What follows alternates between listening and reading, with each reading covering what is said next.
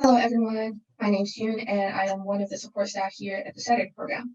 This is going to be a really simple, short tutorial that includes the newest team features that Microsoft brought up during its latest update by the end of 2020, as well as this other PowerPoint add-on that I have found to have the potential to make your online presentation and teaching experience just a little bit more interesting and interactive for your students. So let's get started. I'm going to go ahead and share my screen right now.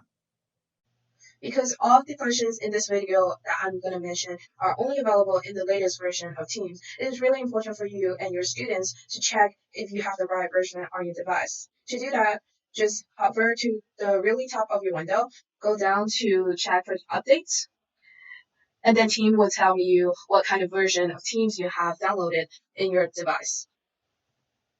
The other feature that Teams brought up during its update is actually noise suppression. You could do that by going to Settings, and then Device, and then here there will be a noise suppression menu. From here, you could choose any setting from high to low or off. I have mine on default because my background noise isn't as strong, but this is great for anyone who is not comfortable of turning on their microphone during a meeting.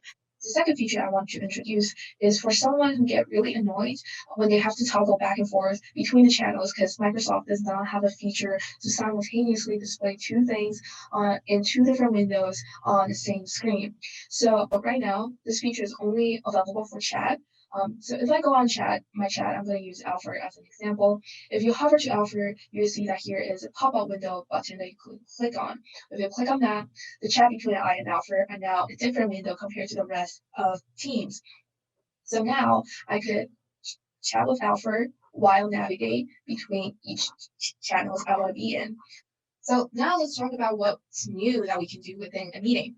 So one of the things that I've seen that classes like digital media and architecture have tried to attempt to do within the team platform is to conduct breakout rooms. However, it's quite a hassle because they had to create different channels within their team platform so that it could carry out smaller individual meetings. And now with the newest team, we have the option of creating breakout rooms within one single meeting. Over to the really top of the meeting window, you will see breakout rooms. The team will ask you how many rooms you would like and how should teams organize your participants. It's pretty much like Zoom. And if I click create rooms, and because I don't have anyone in this meeting, it's only for a demo, um, I'm not able to create rooms. However, if you do have someone within your meeting, like students, you will have the ability of renaming the rooms as well as going back and forth, jumping in and out between rooms. There's also a new function available when you want to share screen. Click the share screen button and Team will actually ask you what kind of screen you want to share. And here you will see a whiteboard option, and this will give you the opportunity to share a digital canvas with everyone in the meeting. In this case, I could see myself using this tool for students to brainstorm collectively using tools like post notes, text boxes, and even drawing tools like here. It could be extremely helpful if you are someone who also owns a Wacom tablet that could pretty much draw on any surface. This could be a great opportunity to create some really interactive activities. And also you could also have the freedom, you also have the freedom of whether or not if you want to enable other participants to add it. So if you just want to have this whiteboard used for presentation without interruptions, just click on and off, click on and off on that function. By the end of the presentation, you can also export an image as a PNG so that you could re-upload it onto your team space. One other thing that you could definitely play with when you're sharing context is to only going to PowerPoint presentation mode. So here you will see the PowerPoint option over here. And for me, because my PowerPoint isn't uploaded on Teams, I have to upload it from my computer. This is the PowerPoint that I want to use. So let's wait for it to open up. So why use this mode instead of sharing the whole desktop on my computer?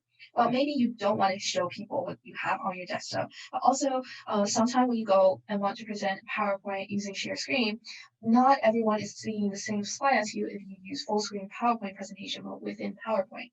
And one of the advantage of this mode is that you could definitely avoid that problem, but also you still have the full functionality of toggling through all the team functions. So for example, you can't really see what's going on with the chat if you have share screen and full screen presentation view on PowerPoint. Using here, you are still able to access all your chat as well as participants and see who actually raised their hand. And on the student side, you could also prevent participants from just going through all your shared presentation on their own so that they are seeing the same slide as you. Because I don't have anyone else within this meeting, I can't really show you how it looks on the student side, like the viewer side. However, I am going to provide a screenshot view of what Microsoft have provided on their website to show how it looks like on the other side of the presentation. And because we're talking about presentations, there is an add-on software that you could download to your PowerPoint Microsoft Office. And this add-on is called Classpoint, and you will have the full opportunity to download the software from classpoint.com. And once you open up your Microsoft PowerPoint, you will see that there will be a Classpoint tab after you have downloaded. So when you just download, Classpoint will ask you to log in or create a new account with them. You could sign up with any email you have, and it comes with a free subscription. Free subscription includes the ability to set up with 5 questions per presentation and a maximum size of 25 people within the class. What I like about this app is that you can navigate the presentation in a more sufficient way using the annotating tool that it comes with. So here is the presentation mode. Have pen tools that's available that you can draw on your PowerPoint slides, as well as highlighting tools in case if you want to really navigate something throughout or be super interactive with your slide. Eraser tools, and you have the ability of creating really fun activities using this app using questions. So here I have an example question and I just want to show you how we can use it. So obviously this is a multiple choice question, and what I like to do is to click on the multiple choice function on the Classpoint, and here now you will have the multiple choice tab that shows up on your PowerPoint slide. And you will see how Classpoint gives you the option of customizing the question as well. So once you have the question tab added onto your slides, go ahead and go to presentation mode. And now with this tab added, if you click on it, Classpoint will have a window pop up that gives you the website you want your students to go, as well as the code. And you can go on this website with any device you have. So for me, because I'm doing a demo, I'm going to use my phone. And now it's going to ask you to enter your class code. Students can enter their names here and click join. So from here, and now the students can answer the question on their device with the app and with the website and numbers entered and class code entered. In this case, there is also an option that you could insert the result as a slide and show everyone the result. There are also different kinds of questions that Classpoint provides. For example, this is a word cloud question that the students could use to put in any answer they want. In this case, the question is, what is your favorite color? I'm going to enter blue, and the answer is going to show up as a group of words. That is super helpful whenever you are brainstorming something and picking up ideas. Whenever you're done with collecting answers from students, just hit close submission, and then the answer will reveal. And you also have the option of inserting the result as well. Here we have a short answer question. The question is, how old are you? In this kind of question, the students are able to insert their answers in sentences, and everything is going to show up as a post-it. Similarly, close the submission when you are done with collecting, and you can view and insert answers as slides to show the result. Here is a slide drawing question, and on the phone, you would see that the students would have the opportunity to have 5 colors to draw on the slide. The question is, draw a cat, and please excuse my really bad drawing over here for the demo. The answer will show up as post-its as well, and you could like it, or delete it, or close for submission, and insert result as slides again. The name of the students would be on the bottom of the slide. Finally, the last question is image upload, and the students are able to upload any image they want on their devices. This could be helpful for anything like critiques, and you could also like the images as well. Insert the results as a slide into your presentation so that you can show it to everyone.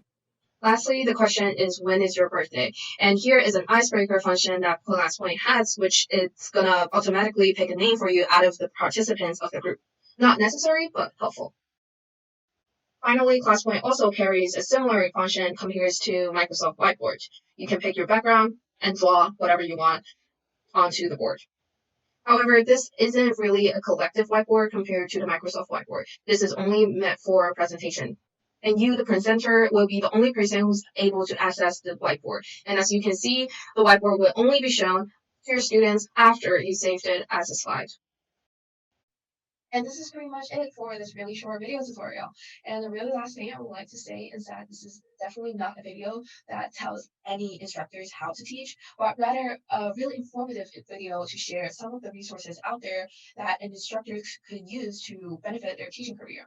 And I will have the video PowerPoint as well as this recording that you're watching right now posted together as soon as possible if I could get it done sometimes. But I truly think that this tutorial would help you with your online teaching experiences. And thank you for staying to the really end.